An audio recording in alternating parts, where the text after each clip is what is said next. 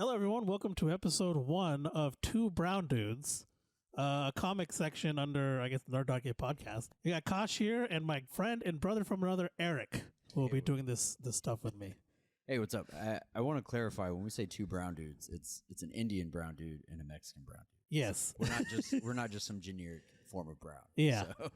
Yeah. You got some diversity up in here. Yeah. So I guess we should start off, what comics mean to us. Again, my name's Eric. Comics are basically an escape. When life gets tough, which it does, you can always go to another world depending on your artist. You have comedic stuff, you have dramatic stuff, horror, whatever you want, it's there. And these are all original stories. They're well thought out, thought provoking, and when you look at some of the movies and stuff like that, they're running out of ideas and they're starting to come to comics. Oh yeah, so, definitely. All the things we grew up with starting to make shows. Yeah, it's awesome to see them on the big screen coming in like that. I mean, obviously we have all the Marvel stuff. That was one of the biggest things in DC. But now we got other smaller comics becoming shows and things like that, which is really fun to see. And yeah, comics are the same way to me. They're an escape. Like I like reading. But whenever I'm reading like a regular book, I have trouble picturing, which is weird because I draw and stuff, so I shouldn't. But I'd have trouble picturing like everything. But the comic, it's all right there, and I just really like it. And comics are just easier to read to me as well. Yeah, and the art as well. It's there's the story, but there's also something to look at. There's some panels where you just kind of stop and take a little bit longer of a look at them, and it's a great feeling. So yeah. So, like, what was the stigma for you when you were growing up? You mean like, so I grew up in Edmond, and a comic book isn't something that I would carry around. I see what you're saying. You know what I mean? Yeah. But now it's like it's not a big deal. It'd be pretty normal. Yeah. So, for me back then, it was something that you wouldn't carry around. You definitely get made fun of because I went to Putnam City. To Lake Park, Western Oaks, and Putnam City West. Oh, and then I went to Mustang. So that says a lot. Yeah. At both places, I wouldn't have carried around comics. I remember in high school, it wasn't a comic, it was a manga. It was the Initial D manga, the racing manga. Yeah. Even that. So like the library, you could check out manga. Yeah. But I would make sure no one was there when I would check those things. So I'd go like during lunch when no one's there. Yeah, we had a friend, our mutual friend, D'Angelo. He would carry on manga and shit. Oh, okay, and, yeah, he definitely got made fun of. Yeah, yeah. So. But among other things, but yeah, I think movies have kind of changed that stigma. Definitely. You look at Marvel, you look at DC. It's way more accessible to the average person. Yeah. So carrying around a comic today in high school, maybe you'll get a little bit of something for it, but I feel like if you were to go to high school today, you'd see, out of 1,000 kids, you'd see at least 10 with a book. Right? Oh, definitely. So I think that's changed. It's easier. It's not as taboo to like read comics anymore, which I think is huge. Yeah, I think it's awesome because the more people that get into it, I feel like the more stuff we get out of it for fans. Absolutely. Anyways. So some of our favorite comics. I guess I could start with writers. I've got Tini and Kyle Higgins, who I actually met last weekend. Oh yeah, you went to the Fan Expo. Yeah. In Dallas. He was really cool. So I had my wife make this shirt, and it's got the Radiant Black logo on it, and I knew nobody else would have that. She did it with like a permanent vinyl, and I'm sitting there in line ready to meet him, and he sees my shirt, he points it out, and he goes, "Oh, hey." And I like a dumbass, I just get this big smile on my face. Yeah. Anyway, I go up there and I have him sign. Who wouldn't? You're right. And I have him like sign a couple things, and I was like, "Hey, would you mind signing my shirt?" He's like, "No." And he tells his assistant or his publicist or whatever that he's going to do that for free or whatever. They charge like it's like $5 for the signature. Whatever, it's fine. It's their time. Exactly. And so he's sitting there signing my chest, and he was like, "How do I do this?" I was like, "I don't know, dude. It's only weird if you make it weird." And he just busts out laughing, puts his head on the table. Anyway, he's a cool dude, and that's the thing. Like a lot of these writers they're just like us. They have families. Yeah. And an awesome segue would be Tom King, who I've not met, but at one point he was like a high-ranking CIA official. Yes, I love Tom King. Yeah, and like he writes like all this stuff that's a lot of it's espionage. Yeah, and I'm like, dude, the government's definitely watching. Yeah, this. The government has to be reading his comics because that's all Grayson was, which is one of my favorite comics. And then just him being a CIA agent. Yeah, he's phenomenal. Brian Azzarello is probably my favorite writer. His is more of like your hard-boiled, hard-edged type of writing. Mm-hmm. So you like kind of darker stuff. Without a censor, he's the way to go. What stuff has he wrote? Do you remember? So my favorite series ever behind Why the Last Man is going to be his run on Wonder Woman. Oh yeah, okay, I remember now. Yeah. So he takes Wonder Woman and he makes it like a Greek mythology thing. So all your Greek gods and goddesses are in there. I'll have to read that. I love that kind of stuff. Yeah, and he tears it up. I've got the omnibus on that. It's like $150, but it's thick. So thick. Rick Remender, he writes Deadly Class. They got a show on Sci-Fi and it was canceled after one season. I don't know, you know how that shit is. Well, it was Sci-Fi, so I'm not surprised. Right. Yeah. Wasn't there a period like 2 years ago where they'd start a really good show? And like, that's it? Yeah. That's all you guys get? Pretty much. Were they responsible for Firefly too? No, I think that was Fox. Fox is another place that cancels everything. Another favorite writer of mine is Robert Kirkman. He did... I'm trying to figure out which one I should say first. I'm going to say Invincible. That's going to be the more modern one. Yeah. He also wrote The Walking Dead. And then Neil Gaiman, obviously, is another writer who does excellent work. So who are some of your, I love Neil Gaiman as well. So some of the ones were saying like Tom King. And is it James Tynion? Is that how you say his name? Tynion. Sorry. I'm pretty sure I can't read my own handwriting. It's Tynion the Fourth. Yeah, Tynion the Fourth. Yeah. The Fourth, we should specify. Yeah. I love his stuff. Brian K. Vaughan, though, is probably one of my favorites because that's Brian K. Vaughan. Right. Yeah. Not K. Vaughan. Yeah. He wrote Saga, which is probably the first series I read all the way through, if I'm being completely honest. Yeah. So we'd have to have our own podcast just on Saga. Yeah, because I'm working my way through it, but I've heard there's some twists in there. Yeah. And again, what we're talking about today is going to be Why the Last Man, which he also wrote. Yeah, he also wrote that. And I recently wrote that. You told me to read that, and I pretty much power read it before the series started so I could watch the series. Yeah, and it was weird because I kind of told you, the big twist. Yeah. Before you read it, because you were like, yeah, you can tell me. I was like, okay, cool. And so I told you, and then you ended up reading it. And I was pretty shocked. I was like, that's kind of the big thing. But yeah, it still pissed me off when I came to it, too. Yeah, we won't go into that. Yeah. But, Yeah, we'll keep it spoiler-free on here because we don't want, because stuff like that's fun to find out on your own. So. Right, yeah, you mentioned Tom King. Yeah, Kieran Gillian, he wrote the Vader series, and I'm just a huge Star Wars Vader fan. So was that the newer run? No, the older one. Okay. So that's the one where like within the last 10 years or yeah. Okay, so 2010 onwards. I can't remember the exact. It was like 2011 to 12, I think. It was 4 trades. Right. So was this Dark Horse Vader or Marvel Vader? Marvel Vader. Oh, okay. Yeah. So those are actually worth quite a bit if you had like 1 or 2. Yeah, they are. I looked them up, and I just have the trade. So, but yeah, the actual single ones are worth quite a bit of money. Yeah. Especially the one where it's called Vader Down. And it's a super famous panel about Vader, and he crashes on a planet while he's trying to find like Luke or something. Right. And when he lands, like rebel forces surround him. Yeah. And they're like, drop your they're talking to Vader, like, drop your weapon, you're surrounded. And then all he says is, all I'm surrounded by is fear and dead men. And then he turns on his lightsaber, the panel just cuts. And it goes to whoever the next character. But what the hell, bro? You've never told me about that. Have I not? I thought I have. No, I would have read that. Yeah, it's really good. You should check it out. Yeah, I'll add it to my list. Yeah, it's a really good one. I have all 4 if you want to borrow them. But yeah, that's really good. You get more insight into Vader. That's why I like it, because I felt like the movies and stuff didn't give too much into Vader. You get to kind of know him more. Right. So, which I really like. Then we got Matt Fraction, I think is his name. Yeah, Hawkeye. He made the My Life as a Weapon. So I think that's the series that the show's going to be based off of. Right. So that's the one with like all the covers are like purple. Right? Yes. Yeah. Okay. So that is like one of the most highly ranked runs But I'm a Green Arrow guy, so I'd feel kind of bad.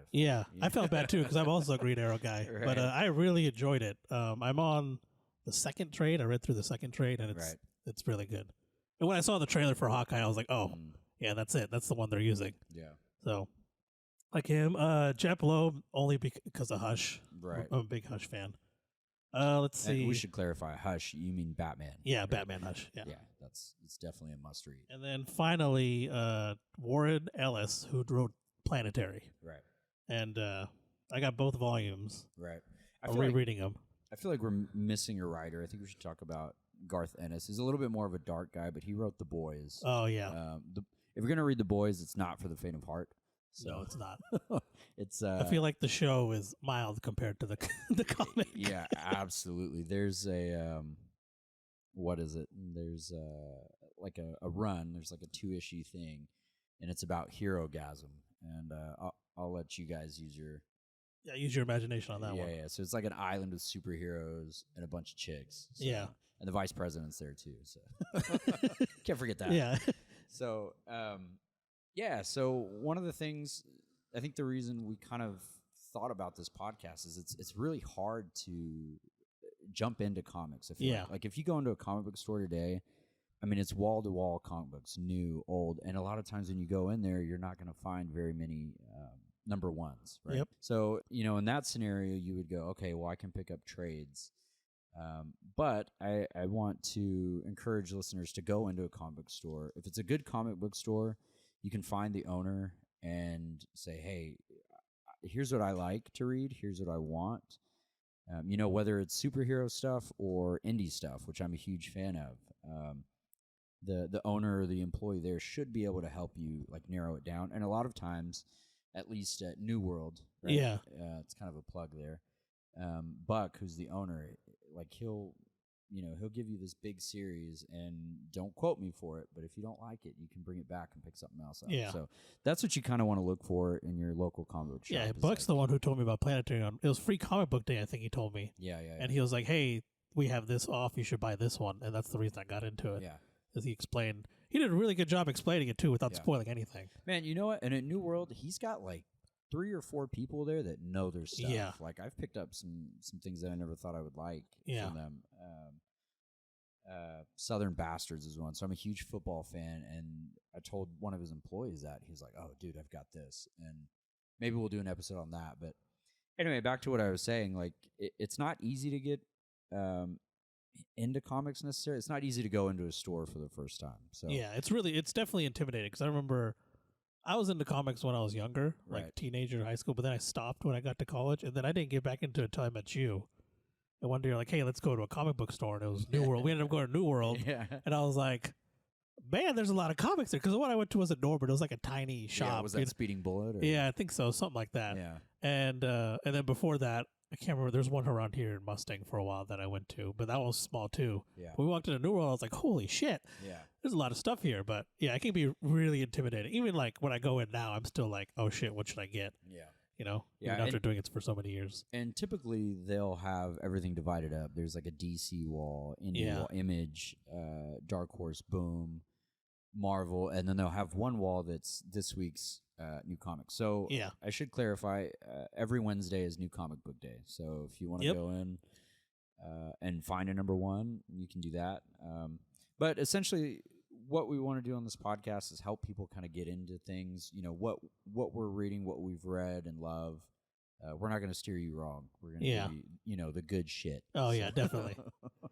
Because usually, at least I know all of our recommendations come from pretty thorough research, and we've read them too. Like if we don't like it, we're like, nah, we're not gonna suggest that. Right, absolutely. And so here's the thing. Yes, you can get them in person, the single issues. It's not a cheap hobby. Keep that in mind. Yeah. If you get trades, it's pretty easy. So a trade is essentially just 5 comic books, right? 5 comics in the series so far, and they put it into one, typically paperback. Yeah. And sometimes they have hardcover, but that's what a trade is. So for all of our new people to comics, a trade is that. So it's just a collected. It'll say on there collected. Like if you turn over, it's like collected issues 1 through 5, 5 through 10, whatever it is. Yeah, and typically a trade is anywhere between $10 to $20. Yeah, it just depends on the trade. Yeah, and if it's really good, it's 30. Yeah. So you just do the math on it: $3 for an issue, $4 for an issue. I'm not good at math, but I'm sure the listeners are. So yeah, I think a single issue is from $3 to $4. Like if you just get the one. Yeah, dude. Go ahead. No, I went to the store today. They had Spider-Man $8.75. It was $10. Wow, but it was like thick, dude. 2 C's. Yeah. And if you get a number one, like, and it's like something that's really good, try and take care of it because chances are it's going to be worth some money someday. Right. I'm going to say don't try. I'm going to say just fucking do it. Yeah, exactly. Yeah, that's what I meant. Just do it. Dude, see, we're just so passionate about comics. It's hard to stay on topic. There was on eBay the other day, it was a Fantastic Four issue, and it was graded at like a 4.0. So 9.8 being the highest, which is pretty much mint. Yeah. It was graded at a 4.0, and it was like an old school comic. It was selling for $12,000 on eBay. Jeez, and it was only a 4. Yeah. Wow. Like, yeah, dude probably wiped his ass. Yeah.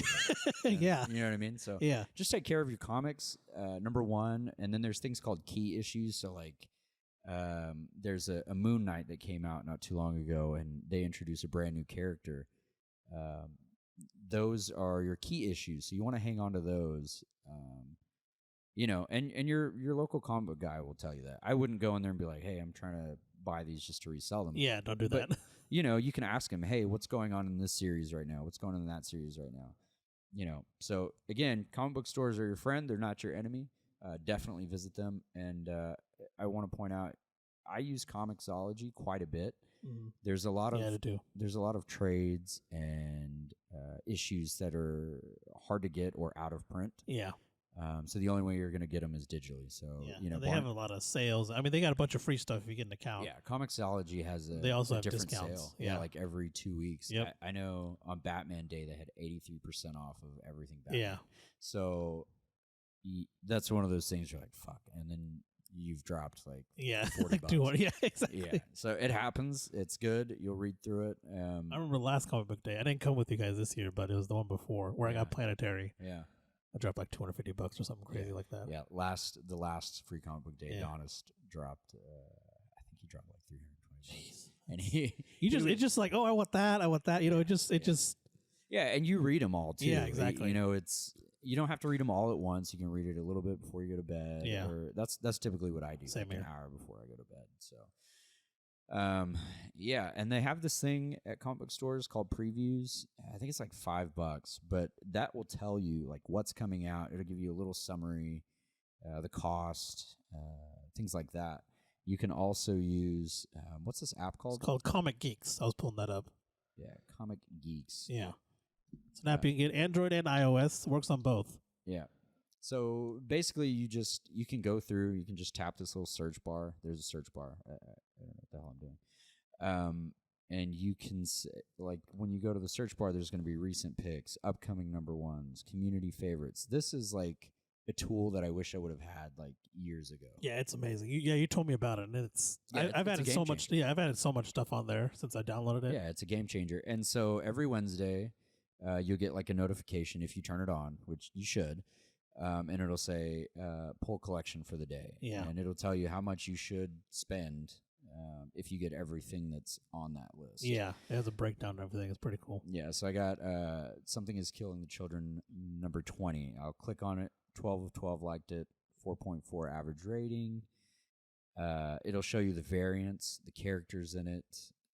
I mean, it's awesome. Yeah, it shows you all kinds of different writers, illustrate everything. Everything's on there. Yeah, and then so once you pick up your comics, you can just put you'll click from pull it, you'll go have it, unclick pull it, and then close, and it's added to your database of comics. It even has like older comics. So I added a bunch of older comics that I'm still going through, and it just helps me like keep track of. Dude, I'd need like 8 hours. Yeah, I spent like an hour today just adding all the comics that I hadn't read through yet. Yeah. I mean, if you're new to comics, definitely do it because you'll know what you have. Yeah. But I went through the other day all of my comics, and I had like, I don't know, like 150. You have a bunch of comics. And I found some of the valuable ones. Like I have the first appearance of the Red Hood. Oh, yeah, that one is... Yeah, and I'm sending it off to get graded. I just joined CGC. Mm-hmm. So, you know, we'll let the listeners know like how that works. Yeah. And then I've got the first appearance of Zoom. Oh yeah, that one's so Flashes. That one's cool because I love Zoom. And then I've got another one is I've got the third appearance of Harley Quinn, which is pretty big because her like first appearances are like really minor, and then her actual major one, her first appearance was in The Adventures of Batman. So you know that show that we grew up watching? Yeah. They had a comic, and that was her very first appearance. Oh, okay. I didn't know that. So I mean, we can look up how much that sells for, but it's not cheap. So again, if you buy comics, take care of them. It's pretty safe investment. Yeah. Again, on those key issues, I won't say that they all are. Yeah, because some of them, they may not be worth anything. Yeah. So what you're looking for is number ones, really major events. If they kill off characters, if they introduce characters, things like that. So so let's get into it. We've got 2 books that we're gonna kind of preview today. Yes. We're gonna go spoiler free, right? Yeah, spoiler free. Okay. Do we need to say that a couple times? Is that a podcast thing? No, we said it now, so we should be good. Okay. If we're gonna drop a spoiler, we should probably say it. Turn this shit down for like 10 seconds. Yeah. Yeah. So first one up is we've got Something is Killing the Children. Boom Studios is the what would you call that? The publisher. Publisher. Dumbass. Yeah. What a dumbass. I was about to say producer. Me, the dumbass. Yeah. Producer. I would have called you a dumbass. Yeah. For sure. We both dumbasses. So Something is Killing the Children came out in like 2019, I think. Yeah. And before I read the synopsis, I want to say that the first issue, keep this in mind, came out 1 year ago. Yeah. Mint condition, graded. I think they're selling for about $1,500. Yeah. So you went. That's a $4 issue right there. Yes, 4.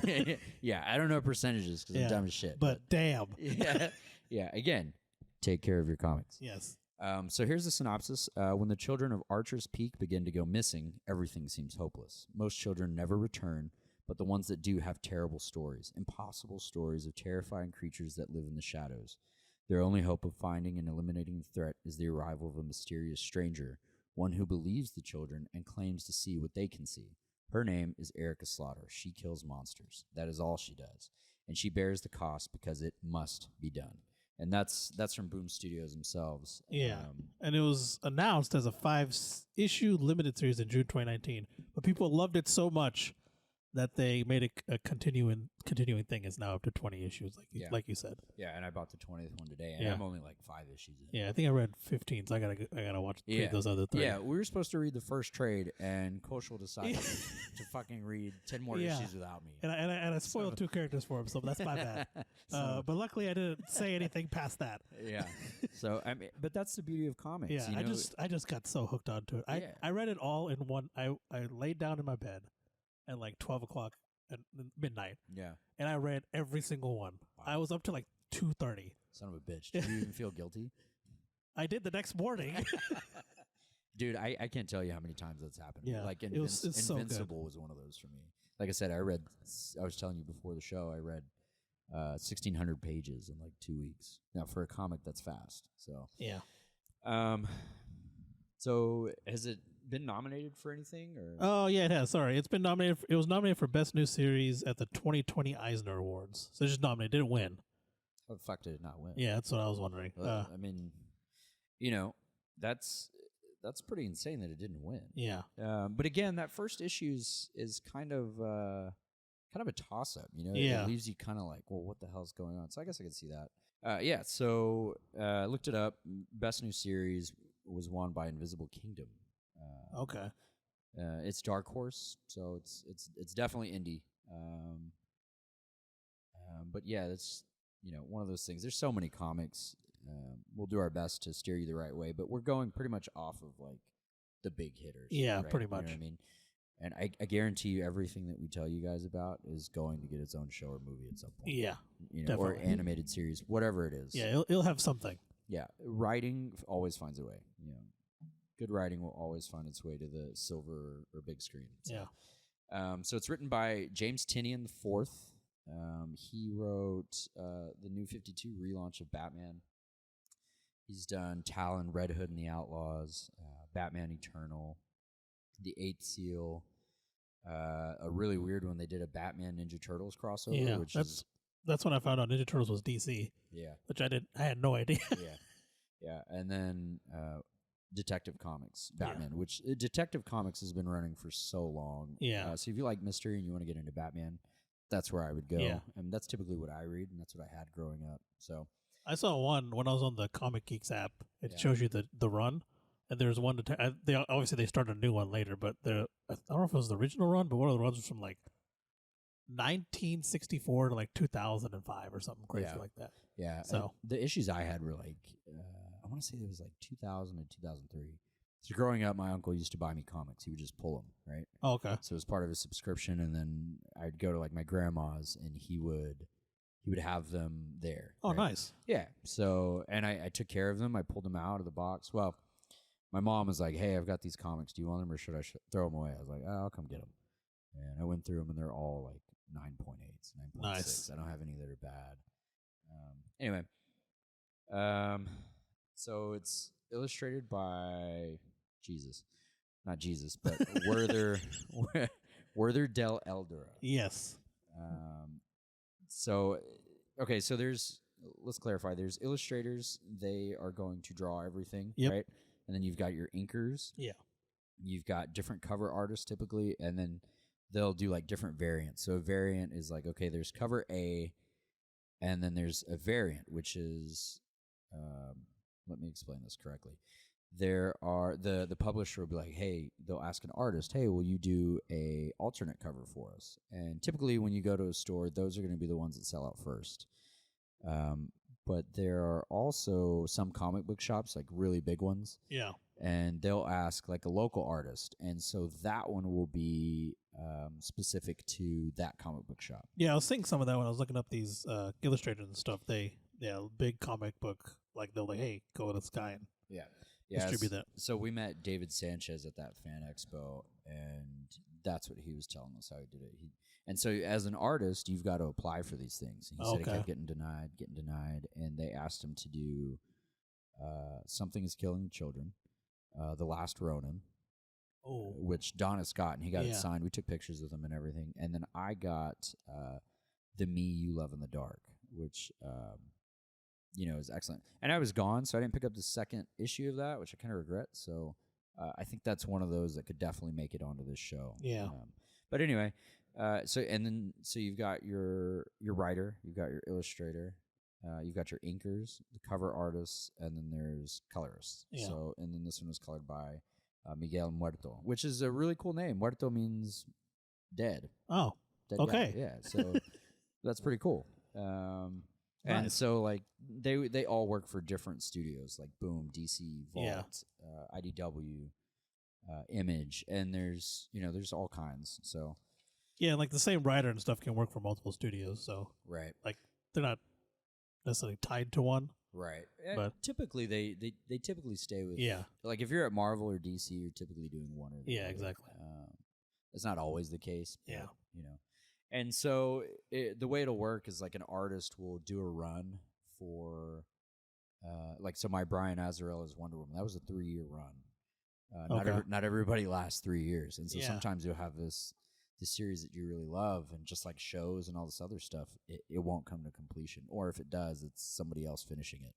And that's one of my big pet peeves in comics is like when they change artists like 12 issues into that. Yes, that annoys me. Oh, I hate it. Especially if the previous artist was really good and the other one's like, doesn't measure up. Yeah, I kind of feel bad saying this, but like there was a Riverdale comic. I think Cliff Chiang did it. Cliff Chiang did Wonder Woman with Brian Azzarello, so he's awesome, and they fucking changed it. And I was like, I'm not reading this. Yeah. I can't. But yeah, I can understand that. We should probably edit out the that I read Riverdale, but it is what it is. It's okay. So let's get back into something. I watched the show, so there you go.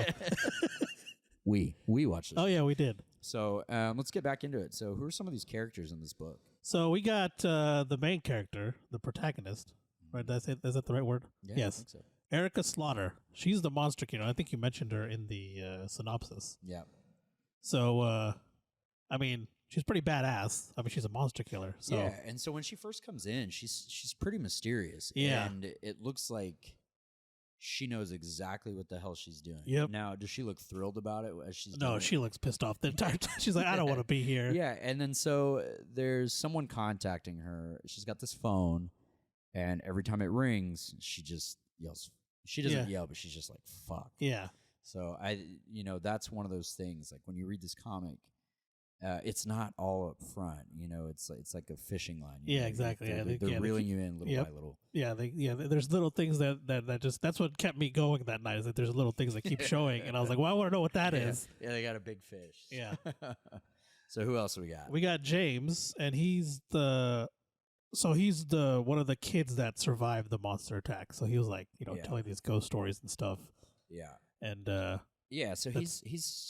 they're like in a cave or something. Yeah, something like that. No. Woods. They're in the woods. Yeah, because they were in his house and they're doing truth or dare or something. That's right. And they end up going outside as a dare or something like that. Yeah. And then they end up in the woods. Yeah, and so they love this kid's stories. He's a really good storyteller. And no spoilers, obviously something happens to the children. Yeah. As the title says. Yeah, absolutely. And he's the sole survivor of that event. Yeah, and so these monsters, they don't really, boy, girl, they don't really care. So our next character is Tommy Mahoney.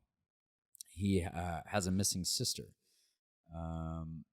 And his meeting with Erica is not a smooth one. No. I don't know how much we can say, but okay, so Erica is a very weird-looking character. She's blonde. She's got a mask on, like a bandana, and the bandana has on like teeth. Yeah. And she's not big. She looks pretty small. Yeah. But she does buy weird shit from the store, which is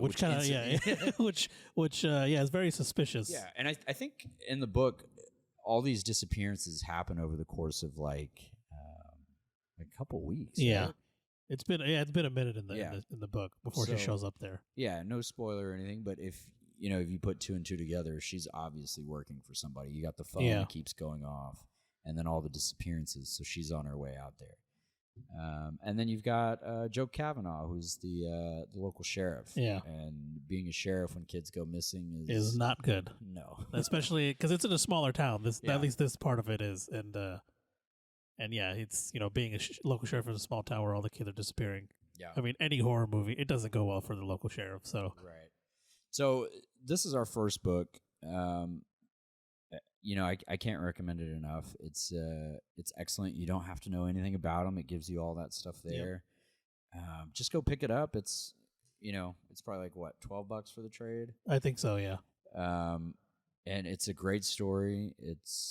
So for Boom, this is their number one book ever. Yeah. Keanu Reeves actually has this book called Berserker. I saw that. That's with Boom. That's doing really well. So Boom is doing excellent. Ross Ritchie, the CEO, follows me on Instagram. Oh, nice. Yeah, so take that. Yeah. But so this is one of those books that's kind of transcendent. Like like you said, it was supposed to be five issues. Yeah, and now they're up to 20. Yeah, right? So it's one of those things that's it keeps going because it's good, and it only gets better. I mean, you've read 15 to my 5.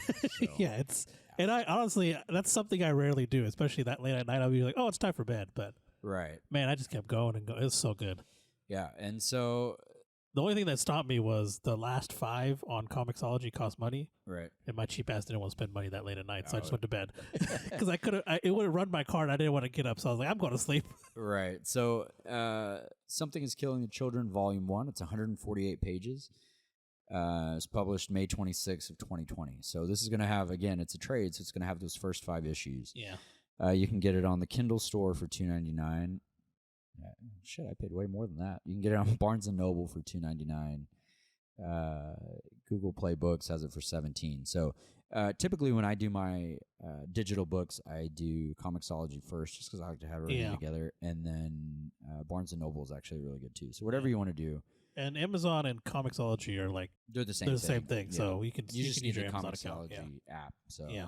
Your comics will actually show up in your Kindle app. Yeah, and if you guys aren't sure and you want to see like the art and stuff, Comixology gives you like a 3-page. Yeah, it's like a 3 to 5 page preview. Yeah, it's 3 pages, and that's not including like this is written by so and so.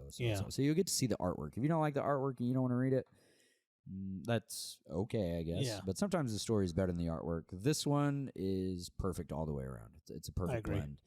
But Google, if you go to Google and type in "Something is Killing the Children" Volume 1, they'll give you a 33-page preview. So that's like, what, a third of the book? Yeah. So if you're not comfortable with spending that money, do that. So, or just come ask me. I'll buy this. Yeah. Yeah, well, we highly recommend it. It's really good. Yeah, or you can just borrow mine. So, yeah, it's one of those things that you should definitely pick up. It's a very well-paced book. Some of our books are going to be a little bit slower. Yeah. So perfect case is like The Walking Dead. The Walking Dead, the first compendium, first 1,200 pages or whatever it is. Or, no, I think that's right. Yeah. So it's going to be really good, and then it just hits like this wall, right? Yeah. Where it's like slow as shit. And then sometimes it becomes a chore. There's some books that are a chore, and it's worth it. We'll do our best to tell you which ones are like, fuck, dude, that was not worth it. Yeah, exactly. Yeah. There's a couple books that I've read that I was like, fuck, dude. But, it is what it is. It happens. It happens. Yeah.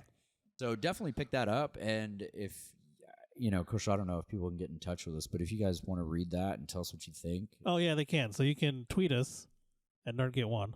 Yeah. Because it's all under the same thing. Yeah. And we got email, nerd.get, that's spelled out at gmail.com. Yeah. But Twitter's probably the best way, honestly. Yeah, man. Just if anybody reads it, first of all, I'm going to get a hard on if you listen to what I say and read this. Yeah. Yeah. So, but, yeah, tell us what you think, and I'd love to read out what you guys say, and, it's all a conversation piece. It's really nice to read a book and be able to connect with somebody else. Yes. And be like, oh, dude, yeah, over that book. It's you can great. share your experiences and what you thought of it and all that stuff. I love it.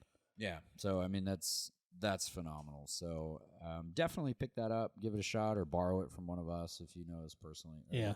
Mine's digital, so you can't borrow it. Yeah, same mine is too. Yeah. I'll get you the regular version if you want to borrow it, and you can borrow it. Yeah, and I should clarify, Barnes & Noble does a really good job of carrying trades. Yes. It's like in the manga section. I don't go there because there's weird shit over there. But the comic book section... Does get a little weird over there. But yeah, Barnes & Noble does an excellent job. Are the people that work there going to be able to help you? Yeah, probably not. Yeah, not in terms of comics. Yeah. So if there's a series you love, or if there's one that Kaushal and I are like, dude, you need the tangible... one that you can feel in your hands version, then do that. If you're not quite sure, or if it's just like running on an awesome sale, then go to Comixology or Barnes & Noble. But yeah, again, for like the 20th time, pick that shit up. Yeah, yeah, it's good. Our next one is Why the Last Man, which is probably my favorite book of all time. I know it was 60 issues. Yes. It's got one of the craziest twists of all time. Yeah. You look on any list, it's always top 10. Yep. Yeah, it's fucking. That one was really good too. Yeah, dude, I got hooked on that one. Yeah, it's fucking heartbreaking. Yeah. So here's the synopsis on it. Let's see here. On July 17th, 2002, all living mammals with a Y chromosome, including embryos and sperm, simultaneously die, with the exception of a young amateur escape artist. I love how they threw that in there. Yeah, named Yorick Brown and his capuchin monkey, Ampersand. Like the literary, So many women die from disasters caused by the men's deaths, such as plane crashes. Societies plunge into chaos as infrastructures collapse. And the surviving women everywhere try to cope with the loss of the men and the belief that, barring a rapid, major scientific breakthrough or other extraordinary happenings, humanity is doomed to extinction. And this is obviously won awards if you want to go through those. So it won the 2003 National Comics Award for Best Comic, 2008 Eisner Award for Best Continuing Series, and in 2009, Volume 10 was nominated for the first Hugo Award for Best Graphic Story. Should have won. I don't know what else was up there. Maybe you'll pull that up. But, yeah, I can pull that up. Yeah, it's got a TV adaptation on Hulu right now and FX, and it's fucking phenomenal. Yes, it's really good. Like if you don't want to read the book, that's fine. Watch the damn show. Yeah, yeah, because the show is the casting is phenomenal. So the one that won that year, Girl Genius Volume 8, Agatha Hedderdine, and The Chapel of Bones is what won that year. Is that like a sex thing? I don't know what that is. So, look. Sorry, what were we saying? Yeah, I mean, that's probably one of those that's not considered a comic book. And just like a visual novel. Is it ongoing comic book and series turned web comic?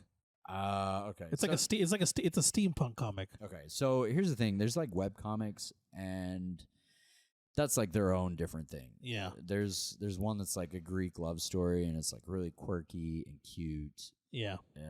It's targeted towards women, but I dig that shit. It's really cute. Yeah. Anyway, but the TV adaptation is phenomenal. The casting's they great. They did a really good job with it. The pacing's great.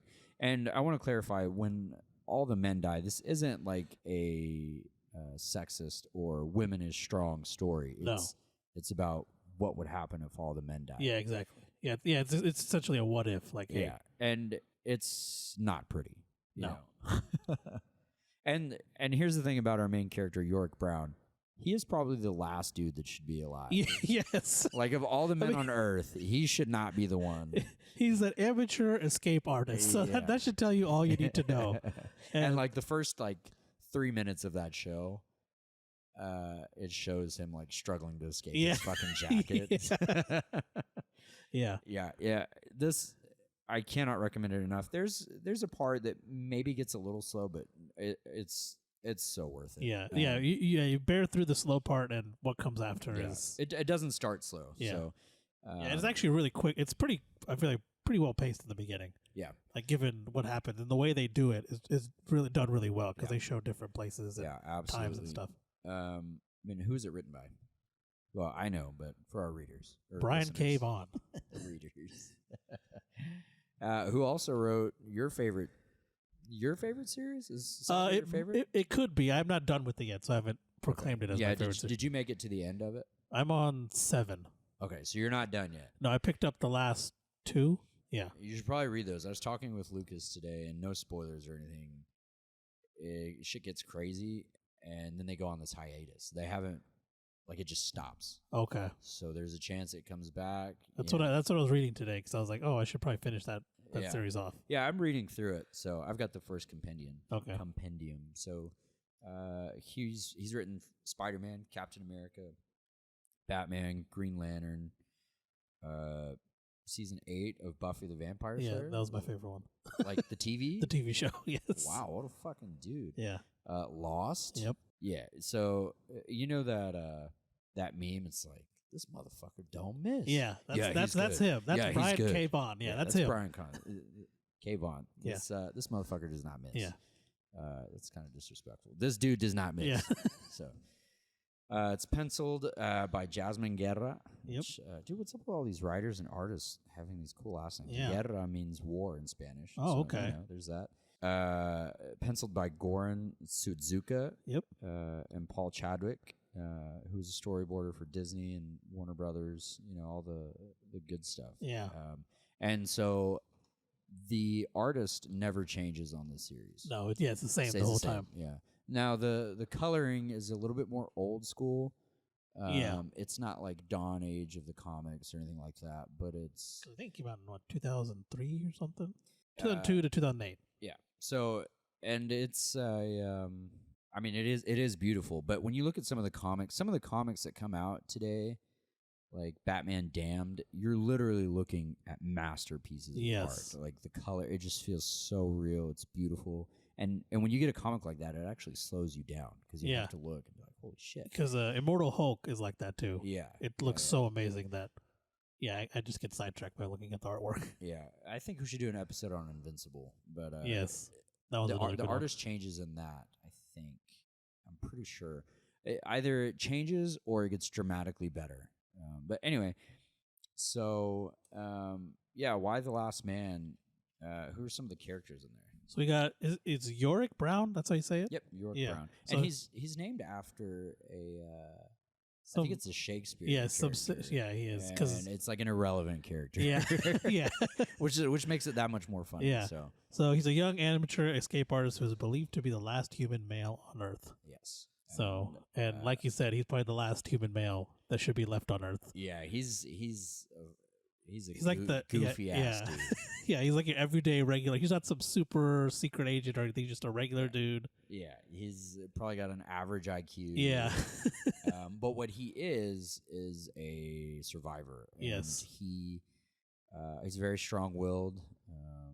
he's got his values that he sticks to. Yep. Yeah, which is kind of cool to see because even in that crazy world, he still has certain things like, yeah, hey, I mean, he like, could no, just go around can't- yeah. just, he do whatever he women wants, at but every he's corner. he's like, So- no, that's not what you do. Yeah, and then so the next character is Agent 355, Yorick's bodyguard who works for the mysterious U.S. government agency. And so here's the thing, like, she works for this agency that is like well above CIA. It's above everything else, right? Yeah, it dates back to the American Revolution. This agency. Yeah, and there's several of them, and they're all untouchable, dude. Like they're unkillable. Hand combat, weapons, whatever you want. They're survivors, right? And so Yorick's mom. Okay, so in the presidency, if the president dies, vice president, et cetera, et cetera. His mom ends up being the president of the United States. Was she the president? I thought she was vice. Actually, I think I got that wrong. She was like a senator or something, right? Yeah. His mom's a senator, and then the secretary of Agriculture or something became the president. Yeah, but I think she does become. Yeah, so she's the senator. I don't know if she becomes vice president or not, but we'll reread it with you guys. But I mean, it's been so long since I read this. It's probably been like 4 years. But anyway, so Agent 355 is with Yorick to protect him. He's an asset, right? Yeah. To the entire world. There are different groups of women. There's there's feminists, extreme feminists. Yes. There's those that don't care. There's those that want to reproduce and things like that. So, and then there's Ampersand, the capuchin monkey, and he's the only other male. Yes. So, and so when I say everything with a Y chromosome, this is animals. Yeah, whatever. everything with the Y chromosome. Everything. Yeah. So, and Yorick Brown has this girlfriend, right? Yes. So she's in Australia, right? Yeah, she's in Australia when all this happens. And he was supposed to be engaged to her, and she goes to Australia for like a mission trip. Yeah, it was a mission trip. And shit goes down, and essentially throughout, he's looking for her. Yeah. So there's that, and then there's Dr. Allison Mann. She is what is she? She is the so she's a scientist that is trying to find the cause of all this. Right. She's like a geneticist. Yeah, she's also looking into cloning and things before everything goes down. That's like was her main thing. Yeah, and they pretty much shut her shit down before everything. Yeah, because she did like advanced. Yeah, and I think she like did some stuff behind the scenes, like after, like right before everything happened. Yeah, some frowned upon shit. Yeah, so they go and meet up with her so they can kind of see why. Yeah. Why is Yorick still alive and this monkey? Like trying to figure things out. Yeah. So basically, this story spans the globe. Literally, they go everywhere. They fucking go everywhere. There's the Israeli government gets involved. Yes. The U.S. government gets involved. They're different, and all throughout his journey, he meets different styles of women. Some that, just want him for his schlong. Yeah. And there's there's some that want to help him. Yes. Yeah. And there's some that want to even kill him. Yeah, exactly. Yeah. There's because there's like that one extreme feminist group. Yeah, they're called the Amazons, right? Yeah. And they're pretty intense. They're intense, yeah. So they're super intense. This one's great. I mean, just such a good story. And like I said, that twist there is insane. I had to reread it. You know what I mean? Yeah. Oh, we didn't mention his sister, Hero Brown. Hero Brown. Yeah, I forgot about her. Yeah, she just cancel the whole podcast. We suck ass. Yeah, he's got an older sister. Yeah, and so Hero is it would be like our IMSA. What was that called? Shit. What's it called? EMT. Oh yeah, EMT. Yeah, she's an EMT. I thought I was confused. Yeah. We were both confused. Yeah, she's an EMT. Yeah, and so she's very strong-willed. Yes. And she's a survivor. Yep. If she was a dude, she'd be the perfect glass man. Yes. So her story takes a different path from theirs, and I mean her story is just as incredible. You know what I mean? She goes through some shit. She doesn't really want to be found. Yeah. She, like we said, York and Hero's mom is a high-ranking, U.S. government official. So. Yeah. And like when all this shit goes down, none of them are together. Right. So like they don't know what's going on. Like, because I mean, it's funny when I was reading it, like I didn't think of all the stuff that would happen if every single person with the Y chromosome died. Yeah. Like just the amount of things that just stopped working was insane. Yeah, like power plants, Yeah, cell phones. Justice system. Yeah. And there's a ton of high-ranking women everywhere. Yeah. But, if you lose, maybe not half, but if you lose, let's say, half of the population, shit's not going to work. There's going to be jobs that some women don't know how to do. Yeah. And so it just kind of navigates that world, what that world would look like. And I think they paint it beautifully. Yes, they do. They do a very good job with it. Like, there's not a stone left unturned, and it's just, it's great. So on Amazon, if you wanted, like, the hard, the tangible trade, again, trade having, 5 or 6 issues. Yeah. On Amazon, it's $17.99. You can get it on eBay for $4.92. Whatever you want to find it on. I might have you pull up on Comixology. Yeah, that's what I'm doing right now. Yeah. That's where I got all mine from. Yeah. And again, there's 60 issues of this. And they're all great. There's no filler. So Why the Last Man has the first... Oh, I'm an idiot. Hold on. Give me a second. It's got the first 4 volumes. No, first 5 volumes on there if you have a Comixology account.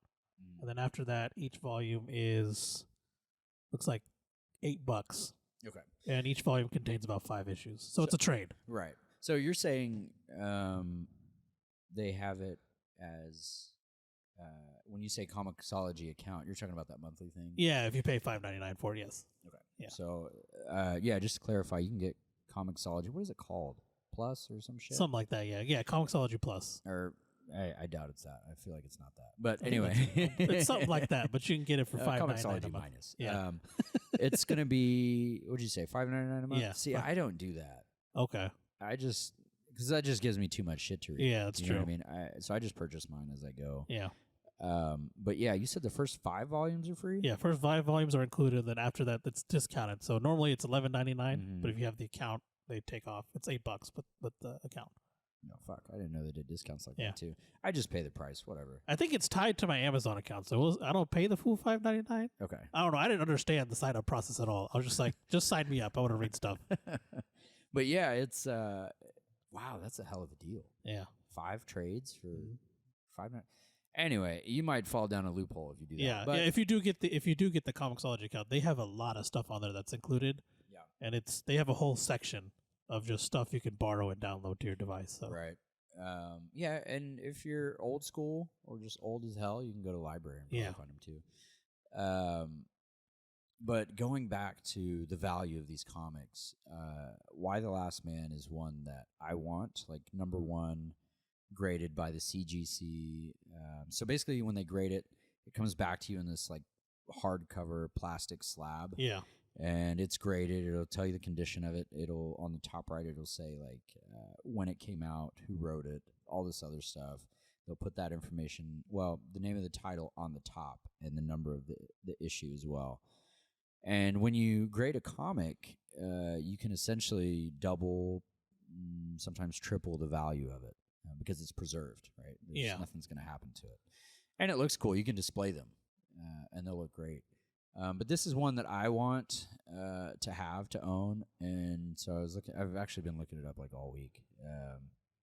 You can go into eBay and look at the last 30 days completed sales. Yeah. A graded one for Why the Last Man I saw was like $1,500. Oof. Yeah, and then signed $3,500. Jeez. So yeah, it's one of those things. Again, take care of your comics. Yeah. Oh my God. Yeah. Invincible number 1. Like 9.4, not signed, $3,000. Good Lord. Yeah. So if you can hang on to some of these, if you can hang on to some of these number 1s, or like I said, the key issues, there's a lot of money to be made. I mean, I'm not encouraging you to sell them. I'm encouraging you to take care of them, get them graded, and hang on to them. Yes. So, 10 years from now, what's it going to be worth? Yeah, exactly. And I will say, your comics are worth whatever someone's willing to pay. Yeah. So just like stocks or anything else, they're going to be worth more at one point, less at another point. The show, I'm sure, helped the value of them. Definitely, yeah. Invincible, absolutely. That shit skyrocketed. Yeah. Every time a show, and especially if the show's good. Yeah. Yeah, it really. Yeah, I mean, so you really raises it. You just gotta take care of them and hang on to them. Yeah. So, looking it up, just pulling it up on my phone. So, The Walking Dead #1, 9.8 graded, white pages, and signed on eBay for $5,098. Walking Dead #1, 15th anniversary, CGC. It's rated 0.5, but apparently it's super rare. They want $10,000 for that. Holy sh! It was rated 0.5, and they want $10,000. Good grief! The Walking Dead #1, first appearance of Rick Grimes, $4,000. Oh my God! There's one from Peru, so I guess it's in Spanish, $280. I thought you were about to say 280,000. So yeah, anywhere between 2 and $10,000, I guess. Wow. Yeah, it's one of those things. If you get the right story and it takes off, and they make a damn show about it, it's going to do really well. So, yeah, comics are a beautiful thing. It's very welcoming. It's not toxic in any way. And like I said, some of these comic book stores are intimidating, but just go in. Yeah. Or go with us. So, it's a really fun thing to do. Yeah, if you get the right story, it's great. Yeah. And so that's kind of what we want to do, and we just want to help people. I mean, we obviously love comics. This is cool for us. And we like to share our passion with you guys. Yeah. Help guide you through what's good. What you should steer clear of. Yeah, not a lot. Yeah, actually. not a lot. I haven't experienced anything since I got back into it. So there was one that I read. It was called Black Ketchum, and it was like Western. I was like, we don't really have that many. This is gonna be awesome. The art looked great. And the story was a pile of dog shit. That's always disappointing. It was so bad. I want a good Western comic. I feel like I'd enjoy that. Yeah, I mean, you can go Jonah Hex. Yes. Yeah, do the fucked up face. Yeah. Jonah Hex is Western. Yeah. So yeah, we want to kind of do indie comics. Yeah, that's what we kind of gravitate towards. Yeah, I mean, don't get me wrong. There's some really good Marvel and DC things. Marvel's got Planet Hulk. Yes, that was incredible. Phenomenal. Yeah. Maybe we should do an episode on that. Annihilation is really good. I don't know if you've read that. I have the Omnibus. I have not read that. You could probably borrow that and read it. But, DC, we'd need a whole episode on Batman. Yes. I mean, you got Hush. Yeah, Year One. Year One was good. Yeah. Which I think the new movies, is that what it's going to be based off of? Yeah, they're out. It's a 2-part thing. I haven't watched them yet. I've been meaning to. But Batman, you've got The Long Halloween. Oh, yeah, that phenomenal. one's good. Black Mirror is another one. Black Mirror was really that was really good. That's where Dick Grayson's Batman. Yeah. Yeah. There's another one where the Joker goes sane. Yes. And he's brilliant. Yeah. The Killing Joke. The Killing Joke is really good. That's where I'm not going to leave that spoiler. Yeah. But something happens in The Killing Joke that is still relevant to today. Yes. So it kind of involves Oracle. I think we watched the animated movie for that together. Yeah. The only animated movie you should never watch for Batman is Batman Ninja. Yeah, that one was. Don't fucking. Dude. It was like good, and then it just became too much at one point. Yeah, it was super weebo. Yeah. Like painfully weebo. Yeah. Am I allowed to say that? Yeah, it's fine. Okay, cool. It's not racist or anything. No. It's 2021. I gotta be careful in this bitch. Yeah, I mean, there's so many. Like, I can pull up my Comixology thing, and like right now, I've got the Court of Owls open. Oh, that one's so good. So there's just so many good stories, especially Batman. Yeah, Batman's got some good stuff. Yeah, so there's a lot of great ones. X-Men have some really good ones too. Days of Future Past. Yes. So there's a ton of really good like superhero runs. Yeah, like Hell on Earth was a good one. Oh, that one was really good. Yeah, I forgot about that one. Superman finally gets his ass beat. Yeah. The Dark Knight. Yes. That one's phenomenal. The Dark Knight Returns. The Dark Knight Returns. Those is good. And so, damn, I mean, we could probably do like a 24-hour podcast. Yeah. Dark Knight Returns, Batman's old as shit. Yes. And he's kind of forced to come out of retirement. Yeah. And shit goes down. It's really good. It's really good. Yeah. And these are ones that you can read over and over again, and they're classics. Yeah.